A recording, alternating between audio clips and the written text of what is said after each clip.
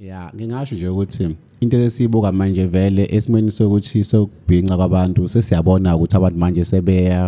sebeyabhinca ekutheni mhlawumbe umuntu ingwe ade kuvamise ukuthi ingwe ilokhuzo iqokwa elokhuzo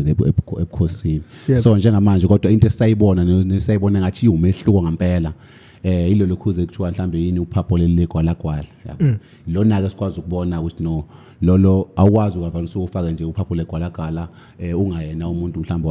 wasendlunkulu masebukhosini lokho usuke sekufana nokuthi kunjengenhlamba uyayithuka yabathuka laba bantu ukuthi shuthi sebefana nawo bonke abantu shuthi isithunzi sabo sibuyisela phansi so njengamanje ngasho ukuthi uphapho legwalagwala lona ngisalibona mina lo umehluko omkhulu manje isikhathi siphila kusona ukwazi uchaza ukuthi okay lo wasendlunkulu uphinde futhi uzobuka mhlawumbe uthole ukuthi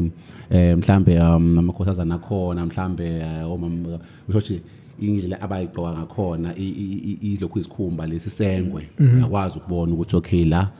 awungeke nje usuqhamuke nje uya lapha emkhosini welokhuzeni womhlanga noma mhlambe kephi emgubhweni othize uqhamuke nje na usufake nje isikhumba sengwe imathune imali engakanani wasufaka sonke saphelela no lokho kusuke sekukhomba ukuthi usuphula umthetho so ngasho ukuthi izinto esibona ngazo ezihlukile yizona lezi engibalayo ukuthi ilokhuzi gwalagwala ngeke ngibone siphinde sibone futhi nelokhuzi manje esiyenzisayo wona ke lawo lezo ikhumba ke lezo ke ezikhombisa abantu besifazane mhlambe eyiphelele ubona ukuthi hayi lo abantu basendlunkulu lapha